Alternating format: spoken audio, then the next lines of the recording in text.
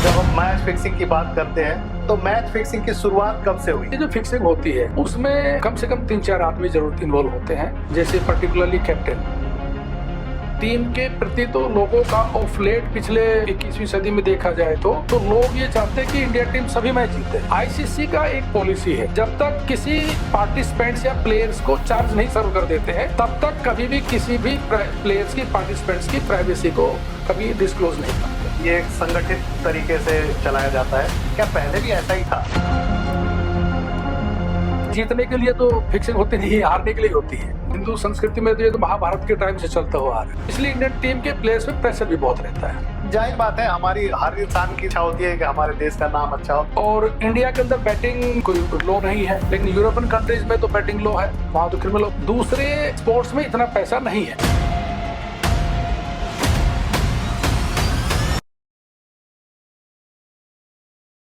नमस्कार साथियों, आज हम बात करेंगे क्रिकेट के काली दुनिया का, जहां मैच फिक्सिंग, स्पॉट फिक्सिंग सुन के हमारा दिल दहल जाता है। करोड़ों लोग जब एक बॉल, आखिरी बॉल पे जीतने की कोशिश और हराने की प्रयास को देखते हैं तो उत्तेजित होते हैं। कभी ये सोच नहीं पाते कि इसके पीछे भी कोई ऐसा व्यक्ति हो सकता है जो इसको फिक्स करके पहले से प्री प्लान कर रखा हो। ऐसे परिस्थितियों को डील करने वाले आईसीसी के पूर्व अधिकारी श्री वीर सिंह आज आपको क्रिकेट के अंतहीन कहानियां, फिक्सिंग को कैसे रोकते हैं, कैसे रोक सकते हैं, इसके विषय में डिटेल में बताएंगे वीर सिंह साहब।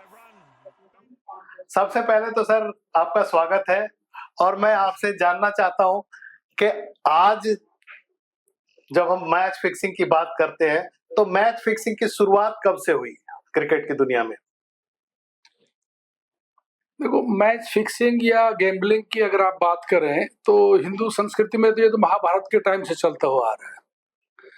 उस समय जुआ, भी जुआ जिसे कहते हैं, तो धूत क्रीड़ा की बात कर रहे हैं आप? हाँ, तो मैच फिक्सिंग का लेकिन जो ज्यादा एक्सपोजर हुआ था वो क्रिकेट में, जितना मेरी समझ है, वो हंसी करोनिया के 2000 केस के बाद ज्यादा लोगों को नजर में आया कि भाई क्रिकेट के मैच फिक्स होते हैं। पर उससे पहले भी तो ये पब्लिक डोमेन में बातें आपस में चलता ही था कि कई मैच फिक्स होते हैं।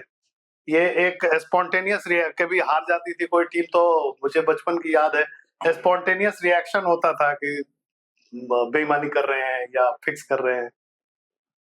नहीं, कुछ परसेप्शन भी है लोगों का बन जाता है, टीम हार गई तो कहता है क्यों हार गई। और इंडिया की टीम के प्रति तो लोगों का ऑफ लेट पिछले 21वीं सदी में देखा जाए तो लोग ये चाहते हैं कि इंडिया टीम सभी मैच जीते, तो इसलिए इंडियन टीम के प्लेयर्स पे प्रेशर भी बहुत रहता है। जाहिर बात है, हमारी हर इंसान की ये इच्छा होती है कि हमारे देश का नाम अच्छा हो, हमारी टीमें जीते। क्या आज जैसा हमें हंसी करोनिया के केस से या बहुत सारे बेटिंग की खबरें आमतौर पे आती रहती हैं, पुलिस केस रजिस्टर करती रहती है, तो आज जैसा हमें दिखाई देता है कि ये एक संगठित तरीके से चलाया जाता है, क्या पहले भी ऐसा ही था?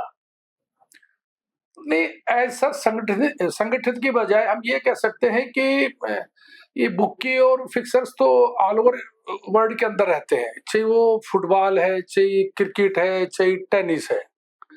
अब मैं आपको बताता हूँ कि क्यों इन इन इन गेम्स के अंदर इन ज्यादा पैसा है और दूसरे स्पोर्ट्स में इतना पैसा नहीं है। और इंडिया के अंदर बैटिंग कोई लो नहीं है, लेकिन यूरोपियन कंट्रीज में तो बैटिंग लो है, वहां तो क्रिमिनल ऑफेंस है। हमारे ये क्रिमिनल ऑफेंस नहीं, हम तो इसको गैम्बलिंग में ही बंद करते हैं, जो भी होते हैं गैम्बलिंग में करते हैं या चीटिंग में या कंस्पिरेसी में भी बंद हुए हैं, इवन मकोका भी लगा है खिलाड़ियों पे। हाँ, लेकिन वो स्टैंड में नहीं कर पाता है मकोका तो। और लेकिन एक्चुअली देखा जाए तो कि अब पैसा क्रिकेट में इतना आ गया है तो हर आदमी इजी मनी के चक्कर में फिक्सिंग की तरफ या बैटिंग की तरफ दौड़ता है। इसको सर आम दर्शकों के लिए समझाने के लिए एक्चुअली मैच फिक्सिंग बोलते किसको है? देखिए, जब पूरे मैच का रिजल्ट फिक्स हो जाए उसको मैच फिक्सिंग बोलते हैं, जीत और हार। और दूसरे होती है spot fixing. Spot fixing individual player भी करता है, उसका मैच के रिजल्ट के ऊपर कोई असर नहीं होता है, वो जीत भी सकता है, हार भी सकता है। जैसे एक ओवर में 20 से ज्यादा रन दे देना, हाँ दे देना, या वाइड बॉल वाइड फेंक देना। हाँ सेशन बॉल देते हैं, कुछ वो बोल देते हैं, जैसे पहली बॉल वाइड दे दी, चौथी बॉल नो बॉल दे दिया। तो स्पॉट फिक्सिंग तो कोई भी प्लेयर कर सकता है, बैट्समैन भी कर सकता है, बॉलर भी कर सकता तो है। ऐसा स्पॉट फिक्सिंग करते किस लिए? अल्टीमेट थोड़ा सा मैं जानना चाहूंगा कि ये पूरा प्रोसेस कैसे होता है, कैसे वो फिक्स करते हैं, और बैटिंग जो पीछे चल रहा होता है, क्या प्रोसेस होता है सारा? देखिए बुक्की जो होता है वो अपना शिकार की उस तलाश में रहता है। फिक्सर बुक्की जो रहते हैं, तो बुक्की पर्टिकुलरली बुक्की जो फिक्सर जो होते हैं वो मैच को फिक्स करते हैं या स्पॉट फिक्सिंग करते हैं। बुक्कीज उसमें बिलीव नहीं करते थे, ऑफ लेट मुझे मालूम नहीं है। वो तो फेयर मैच हो तो उसके अंदर अपनी प्रेडिक्शन के हिसाब से बुक लगाते थे, लेकिन अब ऑफ लेट जो है फिक्सर्स के आने के बाद लोग फिक्सिंग की तरफ भी है, स्पॉट फिक्सिंग की तरफ भी काफी जाते हैं। वो इजी मनी हो जाता है, और वो उसको फिर वो बात किसी पर्टिकुलर पार्टिसिपेंट्स के साथ अगर बुक्की की बात, फिक्सर की बात हो जाती है, तो वो अपने उस जो उसके साथ उसकी बातचीत हुई उसको बेचता है मार्केट के अंदर, वो अपना पैसा कमाता है। तो जो मैं समझ पा रहा हूँ, दर्शकों के लिए दोबारा से समझाना चाहता हूँ कि जो बेटिंग करते हैं उनके कोई नुमाइंदा खिलाड़ी से संपर्क करता है, खिलाड़ी से कोई डील स्ट्रक होता है, और बदले में खिलाड़ी वैसा एक्ट करता है, और उस एक्ट को करने से पहले बेटिंग, उस पर्टिकुलर एक्शन के लिए बेटिंग भी होती है। बिल्कुल ठीक कहा आपने। कोई भी पार्टिसिपेंट्स, जो प्लेयर है, चाहे वो कोच है, चाहे वो फिजियो है, चाहे हेड कोच है, वो whosoever may be the participants who is associated with the match, उसके साथ उस पर्टिकुलर पार्टिसिपेंट्स का, उसको प्लेयर कहिए जो भी कहिए, हम उसको पार्टिसिपेंट्स कहते हैं, तो उसको प्लेयर को या पार्टिसिपेंट्स को उसके नुमाइंदे को डायरेक्टली या इनडायरेक्टली कोई आदमी अप्रोच करता है, और वो आदमी अप्रोच करके उनकी बातचीत होती है, जो भी होती है फिक्स होती है। आजकल तो जाहिर बात है मैट्रिमोनी पैसे की बातचीत होगी, हाँ, या तो कोई सोशल और मीडिया लालच है, दिया जाएगा। तो वो जब उसकी बात हो जाती है तो उसके बाद में फिर वो प्लेयर उसी के अनुसार ही गेम खेलता है, और उसको स्पॉट फिक्सिंग बोलते हैं। ठीक है, तो क्या जो बाकी के खिलाड़ी होते हैं वो एक अपने पर्टिकुलर बेईमान खिलाड़ी को खेलने देते हैं? नहीं, उस समय तक पता एक्सपोज नहीं होता, उस समय तक एक्सपोज नहीं होता, वो वन मैन गेम शो है। हाँ। और जब पूरे टोटल मैच फिक्स की बात करते हैं, तो क्या उसमें ज्यादातर खिलाड़ी शामिल होते हैं? देखिए जितना मेरा जो थोड़ा एक्सपीरियंस रहा है आईसीसी में, आईपीएल में, या वर्ल्ड कप में, या जहाँ कहीं भी डोमेस्टिक में भी बैलेंस से, तो पूरे मैच की जो फिक्सिंग होती है उसमें कम से कम 3-4 आदमी जरूर इन्वॉल्व होते हैं, जैसे पर्टिकुलरली कैप्टन का होना जरूरी है। हाँ, क्योंकि वही किसी को बॉलिंग का जैसे वो कर रहा है, फील्डिंग कर रहा है, तो मान लो किसी एक्स बॉलर को जो अपना जो बोल रहा है उसी के अनुसार बॉलिंग कराएगा, इस तरह की उसका अच्छा बैट्समैन होगा। मतलब कहने कि उसमें कम से कम 3 या 4 आदमी मिनिमम इन्वॉल्व होते हैं, तो ये मेरा एक्सपीरियंस है। तो ये जो 3-4 आदमी होंगे वो सिर्फ बैट्समैन होंगे, बॉलर? दोनों साइड के, दोनों साइड के। तो कैसे एग्जीक्यूट करते हैं उस पूरे प्लान को? देखिए वो मैच बेसिकली जीतने के लिए तो फिक्सिंग होती नहीं है, हारने के लिए होती है। जाहिर बात है, हारने तो के वो पैसे मिलेंगे। मतलब जैसे मान लो कि इजी बॉल के ऊपर आउट हो जाना, कैच दे देना, या बॉल जानबूझ कर एक एक ओवर में आदमी 20-20, 25-25 रन दे देता है बैट्स बॉलर, तो वो इजी है, हारना इजी है, जीतना बड़ा मुश्किल रहता है। पर किसी भी खिलाड़ी के लिए हर समय अच्छा परफॉर्म करना तो जरूरी नहीं है। इस बात को कैसे साबित कर पाएंगे कि ये जब बैटिंग में संलिप्त है पर्टिकुलर खिलाड़ी? देखिए एक अच्छा प्लेयर है, बैट्समैन है, काफी बार देखिए क्रिकेट का प्लेयर किसी भी बॉल के ऊपर आउट हो सकता है, बैट्समैन। अब उसको अच्छी बॉल आउट हो गया, लेकिन लोग कहते हैं ये तो इसने लास्ट मैच में सेंचुरी बनाया था, नहीं है। तो ऐसे एक पर्टिकुलर किसी एक इंसिडेंट के बेस के ऊपर हम किसी के ऊपर ऐसे एलिगेशन नहीं लगा सकते हैं। एक और आपको मैं बता देना चाहता हूँ, यहाँ सभी दर्शकों को भी आपको बताना चाहता हूँ, आईसीसी का एक पॉलिसी है कि जब तक किसी पार्टिसिपेंट्स या प्लेयर्स को चार्जशीट नहीं कर देते हैं, चार्ज नहीं सर्व कर देते हैं, तब तक कभी भी किसी भी प्लेयर्स की, पार्टिसिपेंट्स की प्राइवेसी को कभी डिस्क्लोज नहीं करते। आईसीसी बहुत ही संयम के साथ काम करती है। बहुत चलिए सर, आपने आईसीसी की बात की तो इस विषय में बात करते हैं। आपका पुलिस का बैकग्राउंड है, आप दिल्ली पुलिस में सर्व करते रहे, तो आफ्टर रिटायरमेंट आप आईसीसी में अपने पुलिस के एक्सपीरियंस के वजह से गए थे? नहीं, मेरा वहाँ सिलेक्शन एक्चुअली, मैं इस सिलेक्शन को ईमानदारी से कहूँ तो ये गॉड गिफ्ट था। तो मेरा कुछ पीरियड बचा हुआ था रिटायरमेंट में, तो उससे पहले एक वैकेंसी निकली तो मैंने अप्लाई किया था। तो ये by the grace of God मेरा वहाँ सिलेक्शन हो गया। और मैं इसमें ज़्यादा मेन क्रेडिट देना चाहता हूँ, और वाईपी सिंह जी थे वहाँ। तो उन्होंने बोर्ड के साथ इंटरव्यू भी किया था, मेरा 2 इंटरव्यू हुए थे उसमें, तो उसके बाद मेरा सिलेक्शन हुआ था इसमें। Sir, on A lighter note, police का काम तो बिल्कुल आप जिस बैकग्राउंड से आते हैं या जो ग्रास रूट पुलिसिंग आपने की है, उससे निकल के एक बिल्कुल अलग डोमेन में जाके इतना अच्छा काम कर पाना, इसके पीछे क्या प्रेरणा थी? नहीं, बेसिकली देखो, मैं हार्ड वर्क में बिलीव करता हूँ, और इसको कॉन्फिडेंस कहिए या मेरा लक कहिए, ये मैं बात मुझे यहाँ मेंशन करने में मुझे फक्र हो रहा है कि जब मेरा सिलेक्शन हुआ सितंबर 2015 में आईसीसी में, तो उससे पहले the former commissioner of Delhi police Neeraj Kumar साहब वाज सेलेक्टेड, या कहिए कि उनको नॉमिनेट किया, उनको अपॉइंट किया था बीसीसीआई का एंटी करप्शन हेड। तो मेरा उनसे मुझे बहुत सपोर्ट मिली, और उनसे मैं बहुत समय समय पर उनसे गाइडेंस भी लेता था।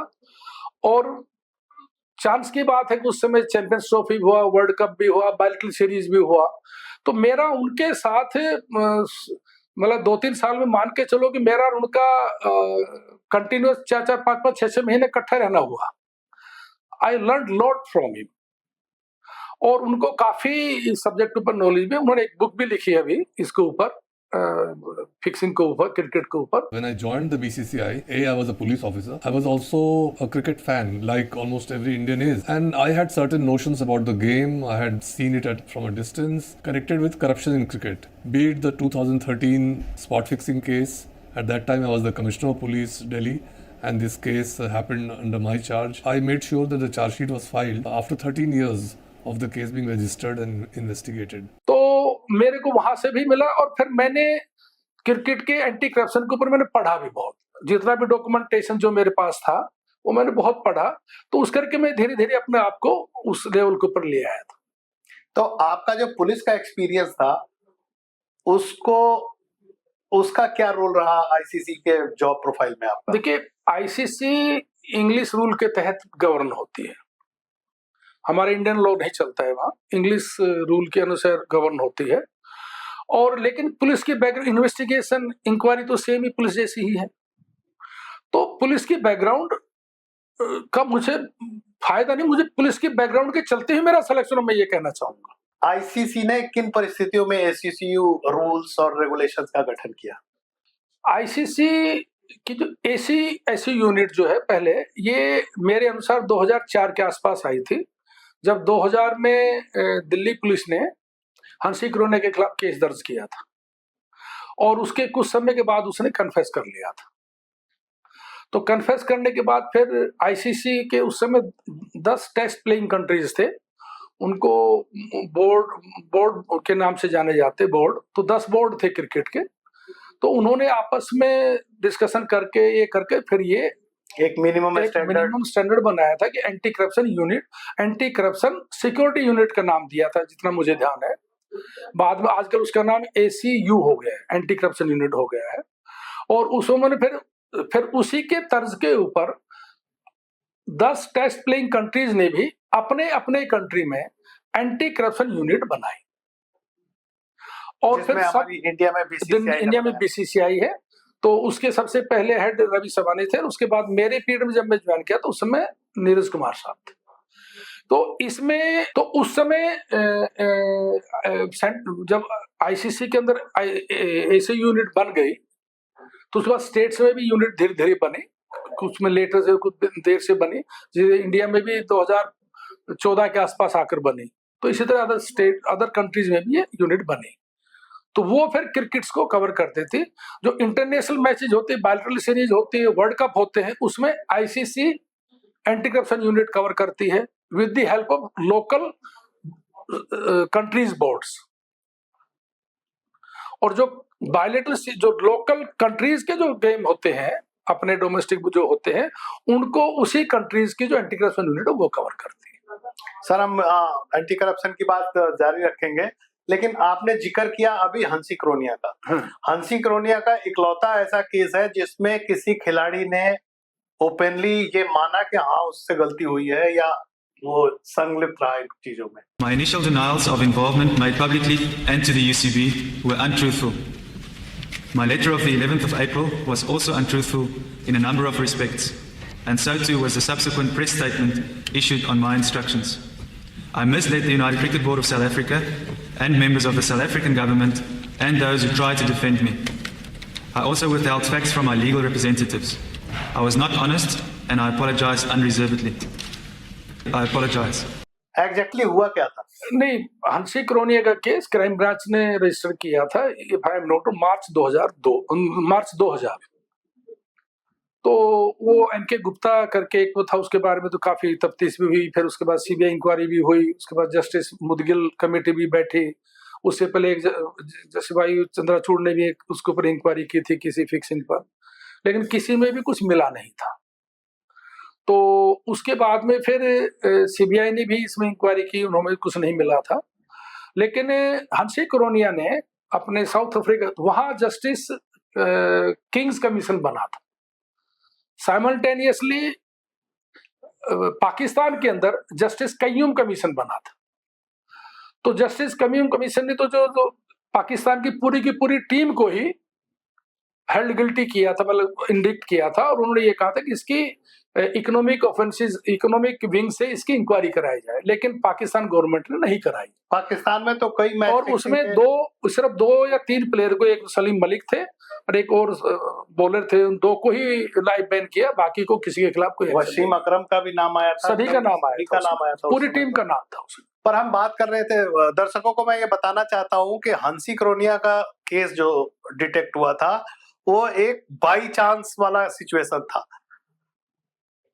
क्राइम ब्रांच ने कुछ क्रिमिनल्स के फोन लिसनिंग पे रखा हुआ था और उसके बीच में हंसी क्रोनिया बात कर रहे थे। बाद में जिस पुलिस अफसर ने आवाज सुनी थी उनको ये समझ नहीं आ रहा था कि एक्चुअली में हो क्या रहा है, लेकिन इतना समझ आ रहा था कि ये लोग कुछ खिलाड़ी हैं और गेम की बात कर रहे हैं। अल्टीमेटली वो परकुलेट होता होता क्लियर हुआ। इस केस में हंसी क्रोनिया का वॉइस सैंपल भी लिया गया था और मोबाइल फोन वगैरह के भी डिटेल आए थे। तो हम मुझे केस की डिटेल तो नहीं पता है, लेकिन उस समय भी आलोक कुमार साहब और डॉक्टर के पॉल ज्वाइंट कमिश्नर क्राइम थे, नीरज कुमार साहब उस समय सीबीआई में। तो सर ये जो एसीयू के रूल्स एंड रेगुलेशन बने उसको कैसे इम्प्लीमेंट करते हैं? हाँ, मैं उस पर आता हूँ।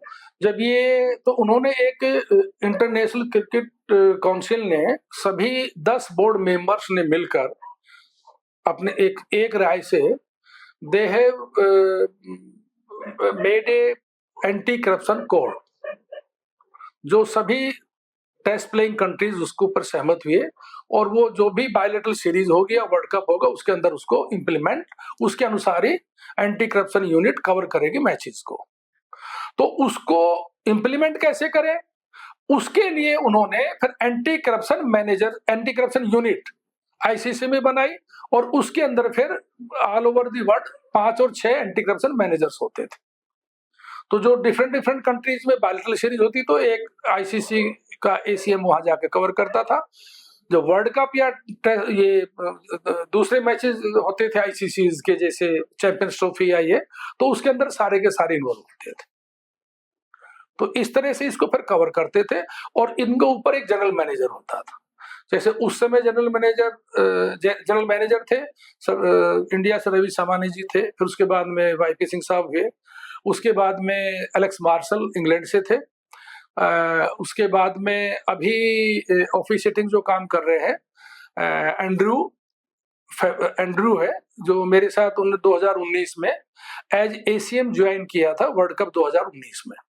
अब now he is interim manager है, he is doing very well, he is capable and he is doing very well. Sir exactly on ground ACU कैसे काम करती है? देखिए, एसीयू अकेला एसीएम नहीं होता है, पीछे से जो एसीयू यूनिट है आईसीसी की, उसमें टोटल डाटा होता हब है, और जो जिस कंट्री के अंदर मैच होता है उस कंट्री की भी एंटी करप्शन यूनिट है, उस कंट्री का एंटी करप्शन हेड भी रहता है। तो एक साथ अकेला एसीएम नहीं, उसके साथ बड़ी एक टीम रहती है, एसीयू की तो पूरी सब टीम होती है, तो उसका सबका लाइजन रहता है, एक दूसरे कम्युनिकेशन रहता है, टीम रहती है, और उसके बेस के ऊपर सब एक दूसरे से इंफॉर्मेशन शेयर करते हैं, बताते हैं। और अगर कहीं कोई ऐसा कोई सस्पिशन होता है तो लोकल जो जिसमें, जैसे सपोज करो कि श्रीलंका मैच हो रहा है, तो श्रीलंका का जो एसीयू का जो हेड होगा उसके साथ एसीएम का लाइजन होता है, तो वो उसको सब बताएगा, और उसका लोकल पुलिस से मिलकर उसके, क्यों हर जगह एसीयू का हेड पुलिस वाला ही होता है, तो वो फिर उसके साथ जो फर्दर जो भी कोर्स ऑफ एक्शन होता है, इंक्वायरी करनी है, इन्वेस्टिगेशन करनी है, इंटरोगेशन करनी है, फिर उसके बेस के बाद चलता है। अगर कोई ईसीपी जैसा आपने बताया एजुकेशन प्रोग्राम, अगर कोई खिलाड़ी एजुकेशन प्रोग्राम में नहीं पार्टिसिपेट कर पाता है किसी रीजन से, हाँ। या कई बार जानबूझ के, या कई सीनियर खिलाड़ी हो जाते हैं तो वो वैसे ही कहते हैं कि हमें सब कुछ पता है, तो क्या एसीयू को कोई ऐसा अधिकार है कि उनके खिलाफ कुछ एक्शन ले सकते हैं? देखो, मैं अपना जब तक भी जो भी बायलैटरल सीरीज खेलते थे, वर्ल्ड कप खेलते थे, कितना भी बड़ा प्लेयर हो, वो हमेशा जितनी बार भेजे, वो एक साल में कम से कम 10-10 बार एजुकेशन लेते हैं। ऐसा नहीं, कोई प्लेयर मना नहीं करता है। कोई नहीं, पर छोटे, आजकल तो एसीयू का चलन छोटे लीग्स में भी हो गया है। लीजेंड्स लीग्स के अंदर ये ऑफ लेट ये बात पता चली है कि प्लेयर कहते हैं कि वी नो, और वो कहते हैं कि हाँ हमने अटेंड कर ली है, और वो हार्ड कॉपी ले लेते हैं कई बार, तो उसको पढ़ के सिग्नेचर कर देते हैं। हाँ, अब काफी नए नए लीग्स हाँ, आ रहे हैं, हाँ। उसमें भी एसीयू होता है। नहीं, अब उसकी देखिए, क्या प्रासंगिक नहीं देखो, प्रासंगिकता की बात हो तो वो हर लीग का अपना एक वो बनाता है, एक्ट रहता है, तो हर लीग का अपना एंटी करप्शन कोड के अनुसार लीग होती है, तो उसमें वो उसको बताते कि भाई ये हमारे रूल रेगुलेशंस हैं एंटी करप्शन के, तो उसमें साइन करता है। अब क्रिस गेल है, या जैसे पॉलर्ड है, अभी गोवा के अंदर ही आए हुए थे, तो इन्होंने आराम से कहा, बोला हाँ यस, उन्होंने सुना और उसके बाद सिग्नेचर किए, तो जबकि उन्होंने 5-5, 7-7 मैच कर रखे हैं, लेकिन फिर भी उन्होंने एजुकेशन का फॉर्मूला पूरा किया। ठीक है सर, उनको एजुकेट कर दिया, उसके बाद नेक्स्ट स्टेप क्या होता है, कैसे वॉच करते हैं? जब मैच के दौरान तो सब कम्युनिकेशन कट रहते हैं, आउट ऑफ द वर्ड, मतलब वर्ड के साथ बिल्कुल कट रहते हैं। मैच मतलब ऑन ड ग्राउंड के अंदर उनका कोई कम्युनिकेशन, जब ग्रीन रूम में होते हैं या ड्रेसिंग रूम और तो सिर्फ डगआउट में तब कट ऑफ होते हैं, उनके पास कोई इलेक्ट्रॉनिक कम्युनिकेशन डिवाइस नहीं होता, और पीएमओए में बाकी किसी को जाने नहीं देते। नहीं देते। तो ये कैसे इंश्योर करते हैं, कौन करता है इस काम को? एसीएम करता है, एंटी करप्शन मैनेजर करता है, सारे इंश्योर करते हैं, और टीम मैनेजर जो होता है उसके हेल्प लेते हैं। पर आजकल तो कई बार फ्रेंचाइजीज या इवन ओनर अप्रोच करते हैं खिलाड़ियों को ड्यूरिंग द मैच। नहीं, अगर कभी कहीं करते हैं तो उसके खिलाफ अकॉर्डिंगली एक्शन लिया जाता है, पर वो खिलाड़ी को अप्रोच कैसे कर सकते हैं, उसके पास टेलीफोन ही नहीं है। तो नहीं, फिजिकली भी जैसे डगआउट में कई बार आ जाते हैं। नहीं, मेरे को कभी ऐसा इंस्टांस मेरे सामने नहीं, कभी नहीं हुआ मेरे सामने, कभी ऐसा नहीं होता, कभी नहीं हुआ। तो क्या फ्रेंचाइजी या जो ओनर्स है उनको भी एजुकेट किया जाता है? नहीं, किया जाता है, बिल्कुल किया जाता है। आईपीएल में सभी ओनर्स को एजुकेट करती है बीसीसीआई। तो आईसी ये जो मैंडेट है आईसीसी का एंटी करप्शन का, इसमें तो ये तो सब पे लागू होता है, जो भी क्रिकेट से जुड़े हुए हैं, जो ग्राउंड पे हैं, चाहे रेफरी हो, एम्पायर हो, फिजियो हो, उन लोगों को भी एजुकेट कराते हैं। देखिए, मैच ऑफिशियल्स की, एम्पायर्स की जहां तक बात करते हैं, मैच ऑफिशियल्स और anti corruption managers, anti corruption unit, ये आपस में इनका बड़ा क्लोज वो रहता है आपस में। तो ये हमारे कॉन्फ्रेंस, हमारी ज्वाइंट कॉन्फ्रेंस होती है, तो इनको सारे के सारे हमेशा इनको हम शेयर करते हैं एक दूसरे की बातें, पर्टिकुलरली एंटी करप्शन की जो बाई लॉज है उनको सब एजुकेट करते हैं, उनको पता रहता है और वो कोऑपरेट भी करते हैं। तो एंटी करप्शन यूनिट उनसे क्यों शेयर करती है, एम्पायर या रेफरी से? वो भी anti corruption unit, anti corruption की बाई लॉज की मैं बात कर रहा हूँ जी। बाई लॉज शेयर करते हैं, एंटी करप्शन रूल्स क्या है वो उनको शेयर करते हैं, उनको बताते हैं, वो भी एजुकेशन अटेंड करते हैं। अच्छा, एजुकेशन अटेंड करते हैं। मेरा सवाल यही था कि क्या वो नहीं, वो एजुकेशन अटेंड करते हैं। सर, आप एसयू में जब थे तो क्या कोई ऐसा इंसिडेंट याद आता है जो आपने इन्वेस्टिगेट किया हो, या आपके समय मैच फिक्सिंग टाइप की कोई स्टोरी आई हो? नहीं, इन्वेस्टिगेशन में हमारी यूनिट अलग से है वहाँ आईसीसी में, लेकिन एसीएम हमेशा उनको सपोर्ट करता है, असिस्ट करता है। तो एक इंसिडेंट हुआ था, न्यूजीलैंड की टीम इंडिया में आई हुई थी, 2017 की बात है अगर मैं गलत नहीं हूँ तो। 2017 की बात कर रहे हैं? पुणे की बात, हाँ। तो वनडे मैच था, 2 बजे मैच स्टार्ट होना था। कुछ प्लेयर और हम सब लॉबी में बैठे हुए थे, तो वहीं टीवी लगा हुआ था, तो उसके अंदर स्टिंग ऑपरेशन चल रहा था आज तक पर।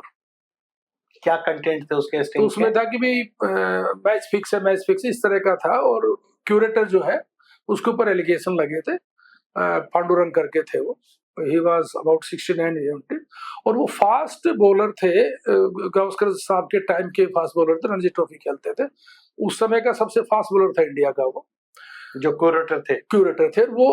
तो वो उसके साथ था। तो जैसे ही मैंने ये पता चला तो इमीडिएटली मैंने अपने बैक ऑफिस में बताया कि ऐसे ऐसे हो गया। तो बीसीसीआई ने डिसाइड किया कि नहीं, मैच होगा, और मेरे से भी पूछा, मैंने भी कहा मैच होगा, और क्यूरेटर को पिच के ऊपर जाने नहीं दिया था। तो क्या कंट्रोवर्सी थी? क्यूरेटर ने क्या किया था?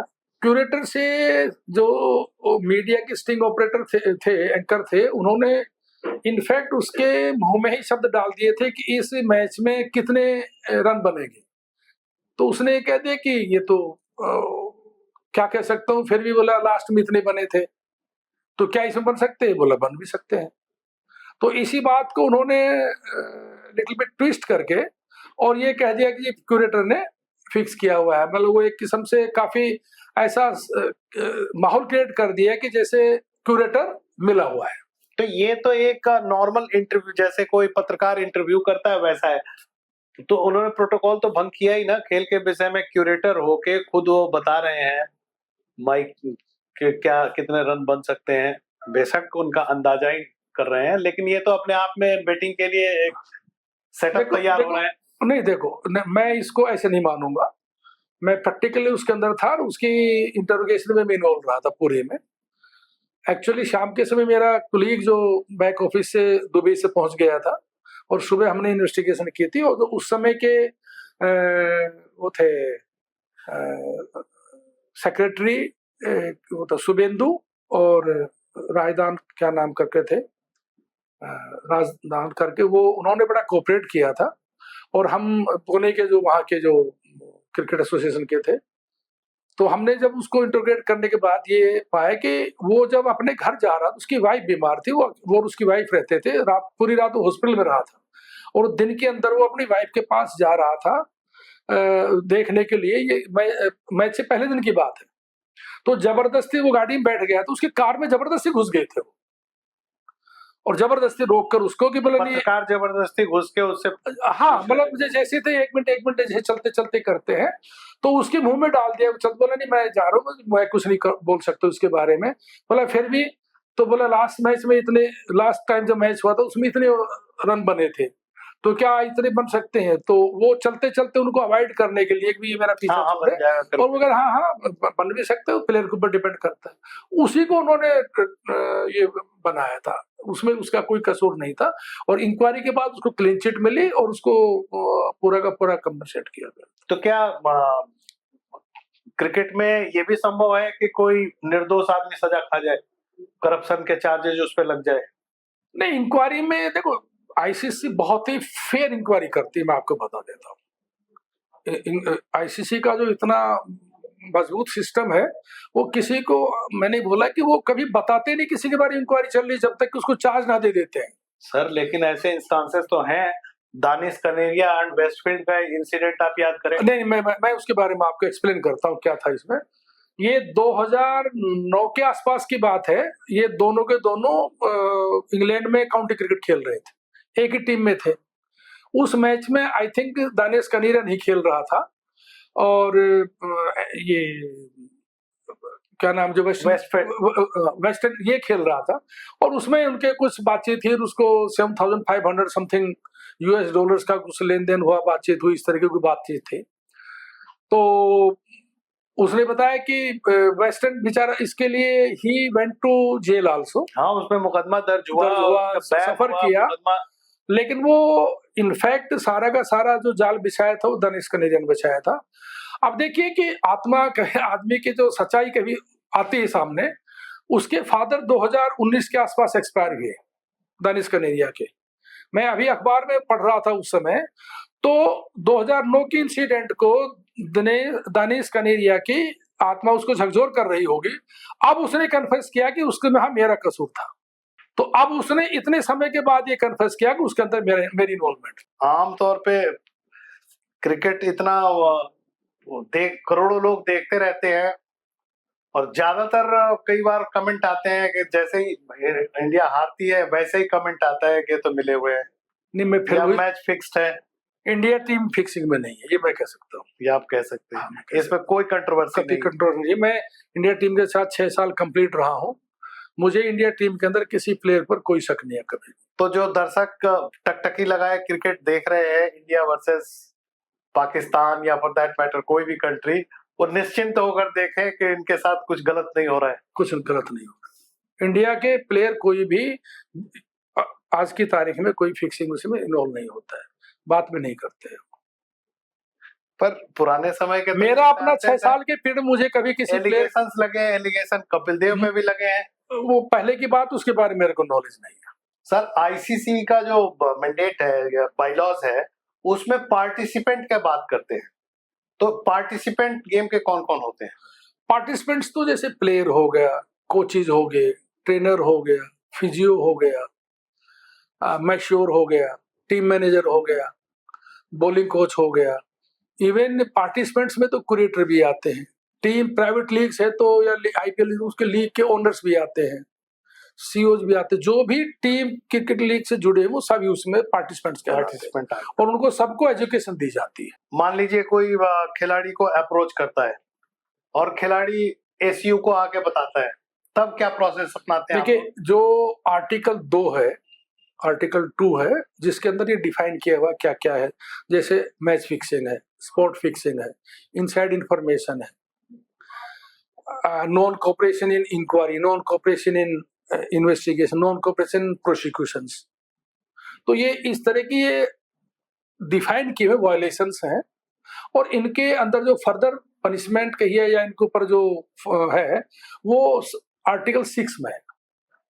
तो इसमें 6 महीने से लेकर लाइफ बैन तक का प्रोविजन है। तो उसके अनुसार अगर कोई आदमी जैसे मान लो अप्रोच किया किसी को, चाहे वो नॉर्मल अप्रोच है कि आज आप खेल रहे हो, मैं आपसे मिलना चाहता हूँ, तो ये अप्रोच कहलाएगी। अननोन आदमी तो उसका irrespective of any betting aspect, हाँ, अगर अननोन तो उसका हम ये पार्टिसिपेंट्स को हम ब्रीफ करते हैं कि भाई अगर कोई अननोन आदमी आपको ऐसे पूछता है, घर वालों को बताने में कोई एतराज नहीं है, पर कोई अननोन आदमी पूछता है प्लेइंग, तो वो हम ये कहते हैं भाई ये इसको आप क्या क्वेश्चन पूछता है जिसको हम सस्पिशन के कैटेगरी में रखते हैं? सस्पिशन के कैटेगरी में एक तो स्टेट में कहता है कि एक तो होता है करप्ट अप्रोच, कि बोलते हैं कि नाम लेके प्लेयर के या जैसे भाई है जो भी वर्ड यूज करते हैं कि अगर आप खेल रहे हैं तो कुछ मिलके काम कर लेते हैं, तो ये करप्ट कंडक्ट हो गया है। करप्ट कंडक्ट अप्रोच कहलाएगा। और एक नॉर्मल होता है आप खेल रहे हो नहीं खेल रहे हो, क्या आप खेल रहे हो नहीं, ये अप्रोच है। तो इसको भी प्लेयर्स इंटीमेट कर देते हैं। अगर प्लेयर ये दोनों जो मैंने आपको कैटेगरीज बताई आपने, ये नहीं बताते हैं तो ये पर्टिकुलरली सेकंड पहली वाली जिसमें करप्ट कंडक्ट वाली है, तो ये वायलेशंस है। और एंटी करप्शन ऑफिसर्स को, एसी यूनिट को ये इंफॉर्मेशन किसी थर्ड सोर्स से मिलती है, तो he is liable to be inquired, उसके खिलाफ इंक्वायरी होगी और ये प्रूव हुआ तो उसको 6 महीने से लेकर कुछ समय तक का उस पर बैन लग सकता है। सिर्फ एसयू को ये अप्रोच का या अपने कंडक्ट, किसी पर्टिकुलर आदमी के कंडक्ट को एसयू को नहीं बताने पे ये सजा है? ये सजा है। और अगर एसयू अवेलेबल नहीं है, अपने टीम कैप्टन को बता दे, अपने टीम मैनेजर को बता दे, या कोई उसकी स्टेट एसोसिएशन है उसको बता दे। ये सर कुछ ज्यादा नहीं है? कई आदमी को लगेगा कि नॉर्मल सी बात, कोई पूछ रहा है वैसे आप खेल रहे हो नहीं, तो उनको जो क्योंकि हर खिलाड़ी के बहुत सारे फैन होते हैं। नहीं, मैं एग्री करता हूं, और आज के टाइम में तो बहुत ही ज्यादा फॉलोवर्स है, लेकिन प्लेयर को जो आदमी जानता नहीं है और वो पूछ रहा है, इस तरह की ऑफर कर रहा है, तो अप्रोच ही है ना, ये तो करप्ट कंडक्ट हुआ ना, तो he is bound to inform to the anti corruption unit. नहीं देखिए, करप्ट कंडक्ट में तो ये हो गया कि स्ट्रेट अवे एक ऑफर आ गया कि can you we can do something, और एक पर्टिकुलर अप्रोच तो ये हुआ कि एक आदमी अप्रोच करके सीधे पूछ रहा है, hello you are playing or not, should I come today to watch? नहीं, इसमें इतना इंटेंट नहीं है कि ये करप्ट अप्रोच है, इसको दूसरे वे में ले सकते हैं। अगर उसको फर्दर उसके बाद कुछ आगे बात चलाता है तो वो भी उसमें इंक्लूड हो जाती है। इस इतने सेंटेंस तक तो ये अप्रोच नहीं कहलाएगी। जब खिलाड़ी बता देता है तब फिर एसयू क्या उस पे एक्शन उसका लेती है? इमीडिएटली है कि आप अपना फेसबुक के ऊपर या जो भी जिस भी सोशल मीडिया पर आप उसको ब्लॉक कर दो, उस आदमी को ब्लॉक कर दो और कम्युनिकेशन मत करिए। और अगर दोबारा कभी कम्युनिकेशन करता तो अगेन इंटीमेट अस। नहीं, मेरा उसके उस नंबर को मेरा सवाल ये है कि एसयू को खिलाड़ी ने अप्रोच और क्रिमिनल कंटेंट के विषय में बता दिया, करप्ट प्रैक्टिस अप्रोच कोई कर रहा है वो बता दिया, तो एसयू क्या इन्वेस्टिगेट करती है? हाँ, मैं वही बताना चाहता हूँ। इमीडिएट रिलीफ तो क्या कहते हैं कि पार्टिसिपेंट्स को ये कह देते कि इसको ब्लॉक कर दीजिए। पार्टिसिपेंट्स प्लेयर को तो ये कह देते कि आप इसको ब्लॉक कर दीजिए अपने सोशल मीडिया पे, जो भी इंस्टाग्राम पे या व्हाट्सएप जिस पे भी आए, खत्म कर दीजिए। नहीं, कंटेंट पड़ा रहने तो उसका मतलब वो आपको अप्रोच ना कर सके, उसको ब्लॉक कर दीजिए।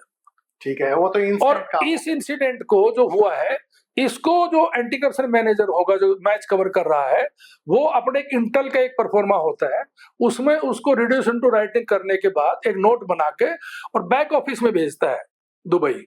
वो फिर हमारी जो इन्वेस्टिगेशन टीम है, तो उसमें अप्रोच वाले का नाम, उसका नंबर या मोबाइल नंबर या इंस्टाग्राम या जो भी जिसके थ्रू भी उसने अप्रोच किया है, फिर वो उसको प्रोब करते हैं, वो ट्रेस कर लेते हैं, काफी हद तक ट्रेस हो जाते सारे। तो ये तो जो एक आदमी बता रहा है, एक खिलाड़ी खुद आके बता रहा है, तो ये इंटेल जनरेट करते हैं इस पे? हाँ, इंटेल जनरेट होगी। अगर उसको करप्ट कंडक्ट के ऊपर उसने ऑफर किया है कोई, तो ये तो इंटेल है, 100% इंटेल है। तो बैक ऑफिस क्या काम करती है इस पे? इन्वेस्टिगेशन यूनिट अलग से हमारी 3 यूनिट है। वो लोग कैसे इन्वेस्टिगेट करते हैं, थोड़ा दर्शकों को बताइए। पूरी टीम है, वो जैसे हम पुलिस अफसर है, जैसे मौके के ऊपर जाते सेम वो भी पूरी की पूरी टीम है, बिल्कुल ऐसी वीडियोग्राफी के साथ, इस तरह पूरा का पूरा प्रॉपर इंटरव्यू बोलते हैं उसको। खिलाड़ी का फिर फलाने का हाँ बयान होगा, स्टेटमेंट लेंगे, जो क्या हुआ था, कैसे हुआ था, फुल इंक्वायरी, पूरी इंक्वायरी होती है। पूरी इंक्वायरी होती है, उससे पूछते हैं कैसे कैसे हुआ, अगर जरूरत पड़ती है तो प्लेयर के पास भी दोबारा जाते हैं, वरना जो अप्रोच किया है उसको फिर इंटरव्यू लेते हैं। और अगर वो आदमी मना कर दे सामने आने से? नहीं, तो जो लोकल स्टेट्स की पुलिस होती है, बोला जो बोर्ड की पुलिस होती है लोकल जिस कंट्री की है, वो यही तो लाइसेंस के लिए है, फिर पुलिस को पास जाते हैं।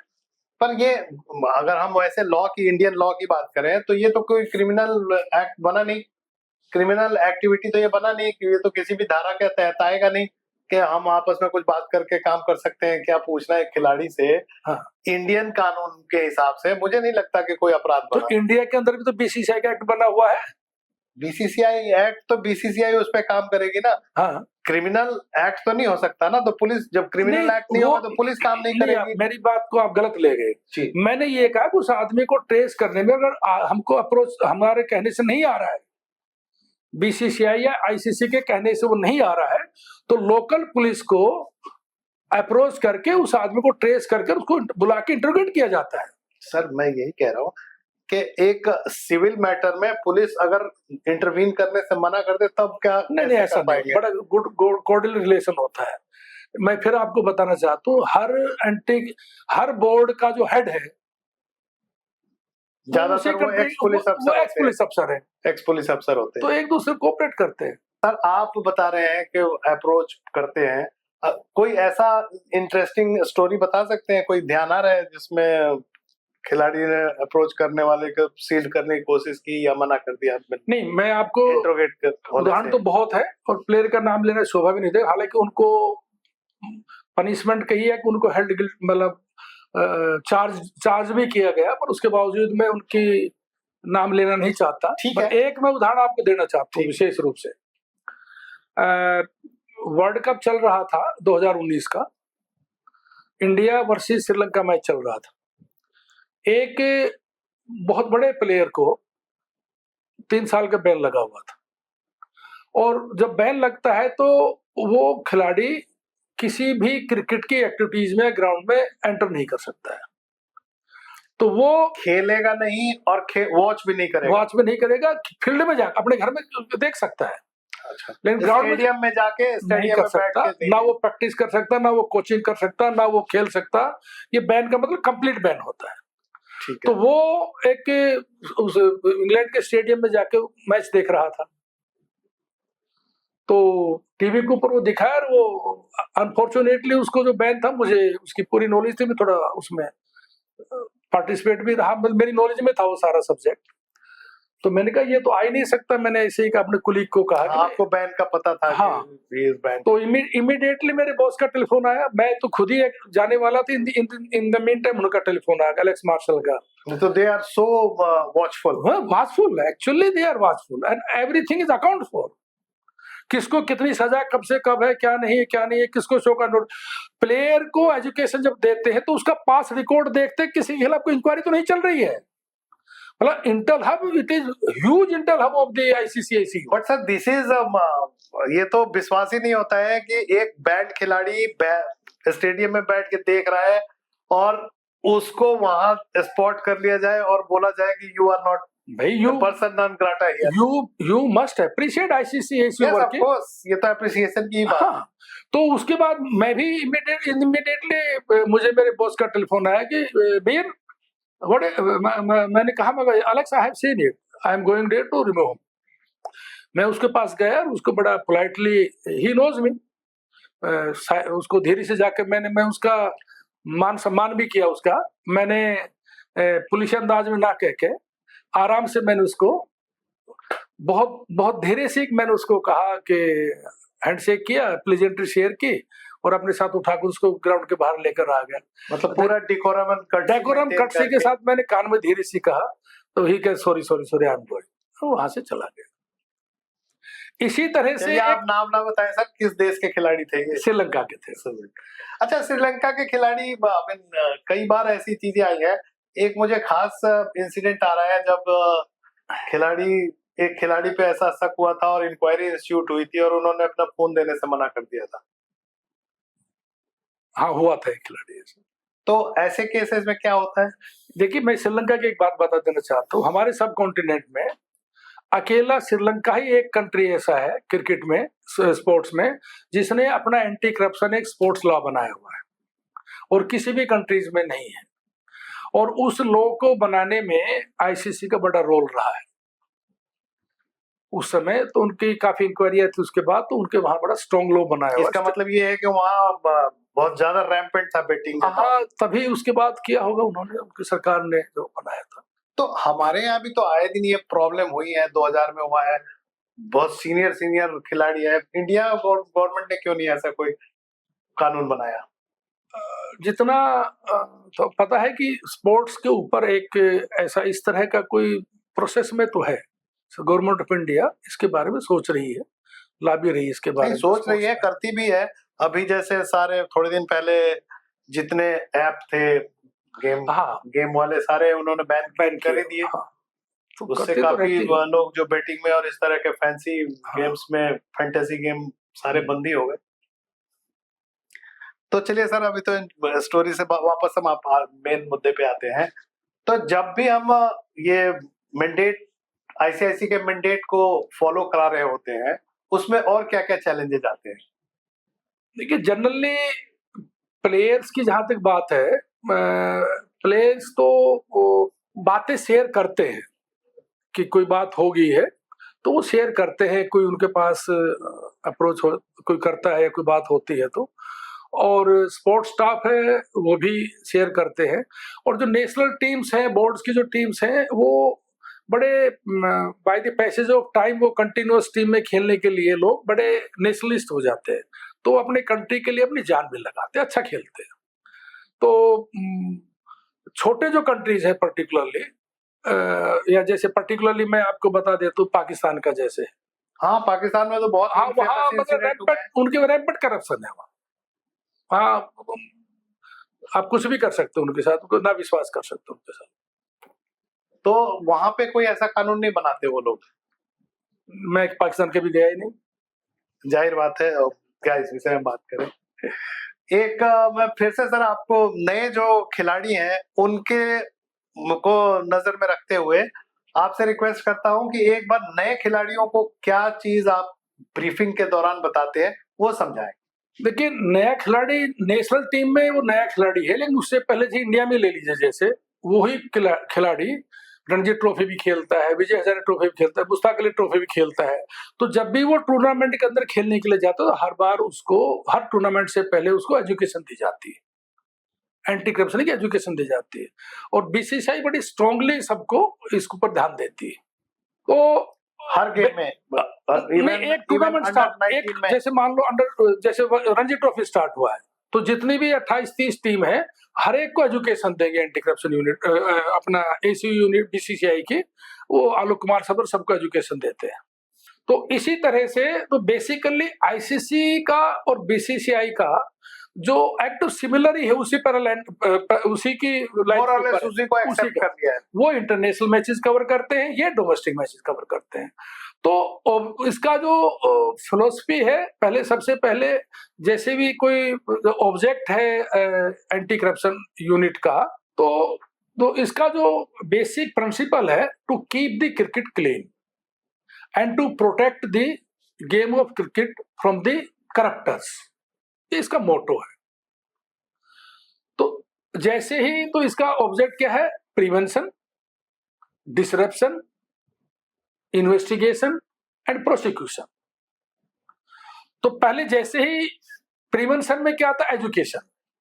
एजुकेशन इज कॉल्ड प्रिवेंशन, को हम एजुकेट करते हैं प्लेयर्स को कि भाई तुमको कोई आदमी अप्रोच करता है तो क्या करना है। उसके बाद अगर मान लो वहां फेल हो, जैसे ही पता चल जाता है प्लेयर ने बताया मुझे अप्रोच किया है, तो आईसीसी की ACU unit with the help of his back office also उसको डिसरप्ट करती है, अप्रोची के पास जाके उसको डिसरप्ट करती है। और अगर मान लो सक्सेस नहीं हो पाती है तो उसके अंदर वो इन्वेस्टिगेशन करती, इंक्वायरी करती है। इंक्वायरी करने के बाद सब्सटेंस मिलता है तो उसको लोकल पुलिस को देकर या तो एफआईआर दर्ज कराती है, या अपने डोमेन का है, आईसीसी के अपने डोमेन में है तो हमारी जो बैक ऑफिस है वो इसको इन्वेस्टिगेशन करता है। तो सर इन्वेस्टिगेशन जो पुलिस वाली बात की आपने, वो तो तब आएगा ना जब कोई एविडेंस आ जाए, या मेयर सस्पिशन पे एफआईआर? एविडेंस आ जाए, सब्सटेंस, मैंने वर्ड क्या यूज किया? सब्सटेंस, सब्सटेंटिव एविडेंस आ जाते हैं। और फिर उसके बाद उसको लॉजिकल कंक्लूजन के लिए जो आईसीसी की ट्रिब्यूनल्स है उसके अंदर उसको ट्रिब्यूनल के प्रोसिक्यूशन के लिए भेजा जाता है, और उसके बाद वो मैटर एंड होता है। और इसके अतिरिक्त जैसे पीएमओ के अंदर को वायलेशन कर देता है, जैसे पीएमओ के अंदर मैंने आपको पहले बताया था कि डगआउट में और ड्रेसिंग रूम्स में लिमिटेड जो प्रिस्क्राइब भी पीएमओ का जो एक्रेडिटेड होते हैं वही अंदर जाते हैं। तो उनको अगर वो कोई उसकी वायलेशन करता है, बगैर बताए हुए पीएमओ से बाहर चला जाता है तो वायलेशन है। तो एंटी करप्शन मैनेजर उसकी रिपोर्ट करता है अपने जीएम को। तो पहले ऑफेंस पे $1000 है, सेकंड ऑफेंस पे आई थिंक $2000 है, और थर्ड ऑफेंस पे शायद 2500 और कुछ इस तरह का है। तो ये तो मॉनेटरी पेनल्टी हो गया, बट जो उसके बाद उसको बैन कर दिया, कभी नहीं आएगा, और उसकी अपील कहीं भी नहीं है, नहीं हाई कोर्ट में कहीं अपील नहीं उसकी कोई अपील नहीं। कोई अपील ही नहीं है। पीएमओ में अगर 3 बार ऑफेंस कर दिया उसने, पर कोई अपील नहीं है। पर अदरवाइज तो हाई कोर्ट, जैसे अजहरुद्दीन का केस था, लाइफ बैन उन पे लगा हुआ था, और हाई कोर्ट ने उनको बैन का हटा दिया था। अजहरुद्दीन के एलिगेशन लगे थे करप्शन के।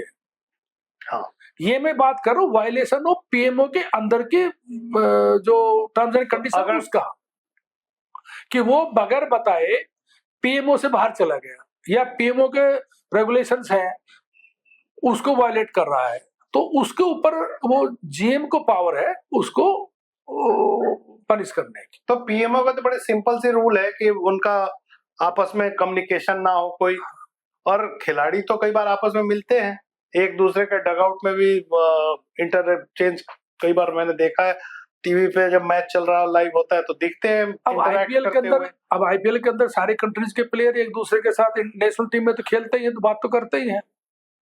तो उसको क्या वायलेशन मानेंगे या नहीं? अपोनेंट टीम से बात कर रहे हैं, एक तो चलते चलते हाई करते हुए चले जाना, हाय हेलो, और एक ज्यादा बातचीत करना, तो जो समझदार प्लेयर होता है वो जनरली ड्यूरिंग द मैच मिलते नहीं, समझदार प्लेयर्स।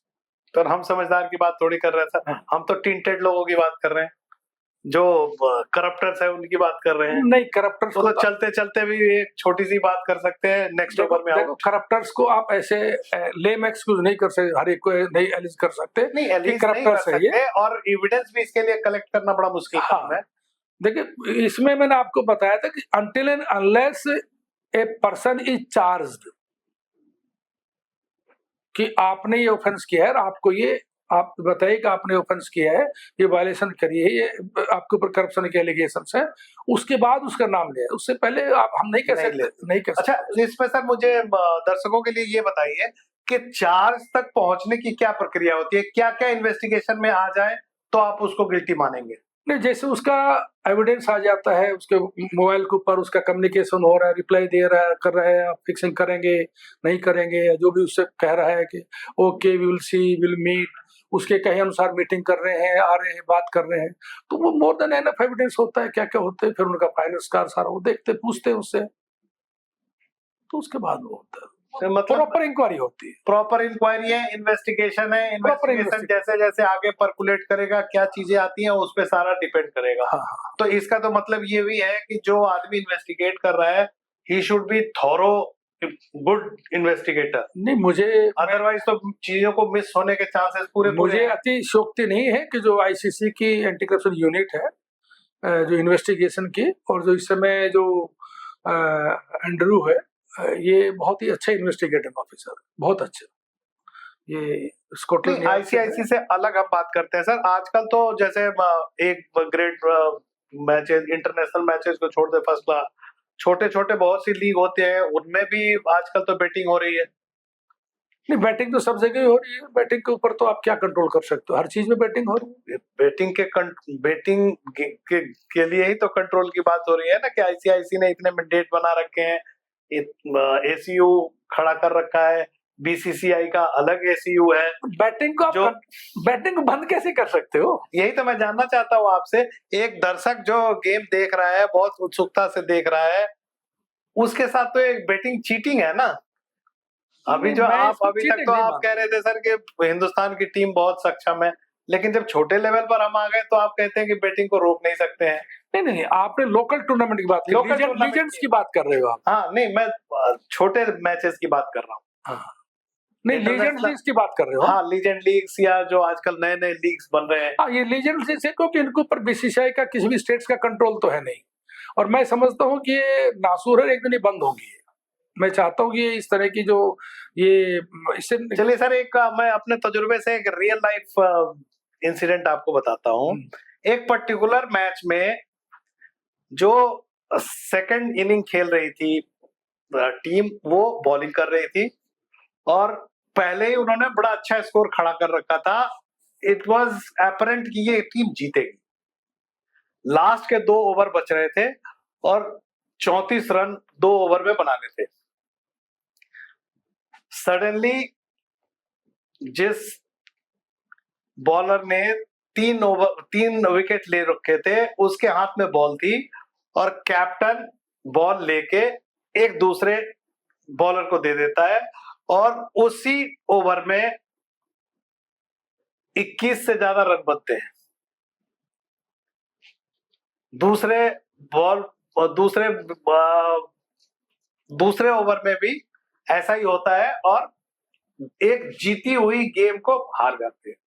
तो एक आम दर्शक की तरह अगर देखें तो ये बिल्कुल लगता है जैसे ये पॉसिबल नहीं था।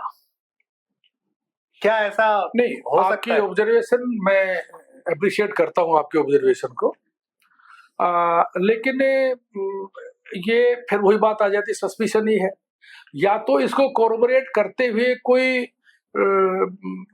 मोबाइल या उससे कम्युनिकेशन से या कोई उससे कोई सोशल मीडिया पर कोई कम्युनिकेशन हो, या कोई ऐसा इसके बारे में कोई पहले कोई इंटेल आपके पास हो, या इस तरह की कोई आपके पास इंफॉर्मेशन मैच के बाद या उस समय मैच से पहले या बाद में अब आई हो, तो ये मैटर प्रोब किया जा सकता है। नहीं, मैटर ऑफ प्रोब किया जा सकता है, पर ये मैं तो ये समझने की कोशिश कर रहा हूँ कि ये तो बहुत डिफिकल्ट है ना। कोई खिलाड़ी हाँ, कभी difficult भी तो है। बुरा रन बना सकता, कोई खिलाड़ी कभी भी बहुत अच्छा रन बना सकता है। लेकिन ये जो चीजें हैं, इसको एसयू कैसे देखती है और कैसे इसको इन्वेस्टिगेट करती है?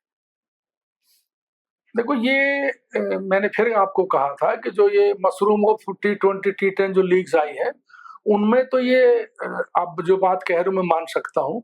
लेकिन बायलेटरल सीरीज में आईपीएल जैसे हुआ, आईसीसी की सीरीज, उनमें मैं नहीं समझता कि इस तरह की हरकतें मैंने कभी मेरे नोटिस में नहीं नहीं, मैं तो बिल्कुल जो छोटे आजकल तो छोटे भी फैन कोड देख हाँ, लीजिए या बहुत सारे ऐप है जिस पे लोग देख रहे हैं।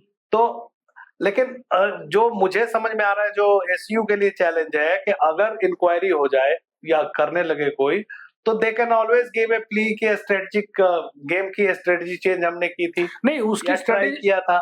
होल्ड ऑन, मैं उस स्ट्रेटेजी को वहीं आप रोक सकते हो, बशर्ते कि उससे रिलेटेड आपके पास कोई डॉक्यूमेंटेशन उससे पहले के व्हाट्सएप पे या कोई उसकी चैट हो या कोई ऐसा एविडेंस हो, तो आप उसको बिल्कुल प्रूव कर सकते हो। अगर वो पहले की चैटिंग ऐसी है या पहले का कोई तो बड़ा लंबा इन्वेस्टिगेशन है ना फिर। नहीं, वो तो इन्वेस्टिगेशन है, लंबाई है, तब उसको प्रूव करने के लिए, और उसमें जो ऑर्गेनाइजर वो इंटरेस्टेड है कि इस मैच को प्रूव किया जाए। ऑर्गेनाइजर का क्या रोल होता है एसयू को ना देखिए, करने देने में? जो प्राइवेट लीग होती है उनके ऊपर स्टेट्स का तो कोई कंट्रोल होता नहीं है। ठीक है। तो जो लीग करते हैं, उनकी जो मैनेजमेंट है, हर लीग का एक बोर्ड बनता है, मैनेजमेंट बोर्ड होता है, सीईओ होता है, एक एथिक्स कमेटी बनती है, कमिश्नर अपॉइंट होता है उसमें। तो उसमें जो उनका जो मैनेजमेंट वो डिसाइड करता है कि भाई जब उनको रिपोर्ट किया जाता है मैटर, तो वो फिर उसके बाद में डिसाइड करते हैं कि भाई ये प्रोब कराया जाए, नहीं कराया जाए, ये एडमिनिस्ट्रेटिव पॉइंट ऑफ व्यू से इसको इंक्वायरी कराया जाए, या ये इश्यू पॉइंट ऑफ व्यू, वो उनका डोमेन होता है। तो इसका तो मतलब कि वो भी मिल सकते हैं अगर दूसरे तरीके से कहा जाए तो। कहने को तो कुछ भी कह सकते अपने लीग को मैनेज कर, देखिए लीग आज के डेट में चलाना बहुत एक्सपेंसिव अफेयर है। खिलाड़ियों को पैसे देने हैं, स्टेडियम को पैसे देना है, एम्पायर है, बाकी सारी चीजें हैं, तो रेवेन्यू जनरेशन इतना आसान नहीं है। नहीं, बड़ा कॉस्टली अफेयर है, ये बहुत कॉस्टली अफेयर है, और खास करके छोटे मैचों में कई बार टर्न अराउंड भी नहीं होता, जितना खर्च करते हैं ऑर्गेनाइजर्स उतना निकल भी नहीं पाता। ऑफलेट छोटे मैचों में ये देखने को मिला है कि खिलाड़ियों को पैसे की पेमेंट नहीं होती। नहीं, ये काफी रिपोर्ट आती है। अभी श्रीनगर में एक लीग हुई थी पिछले अक्टूबर-नवंबर में, और उसमें दुर्भाग्य की बात यह है कि उसमें जो ऑर्गेनाइजर था पर्दे के पीछे, वो डीडीसीए का ही एक सेलेक्टर था, धानी करके, और वो वहां प्लेयर सबके सब वहां स्टैंड अप हो गए, होटल के अंदर उनको निकलने नहीं दिया। तो क्या ऐसे में गवर्नमेंट कुछ कर सकती है? नहीं, उनके ये खिलाफ एफआईआर दर्ज हुई जितना मुझे पता चला है।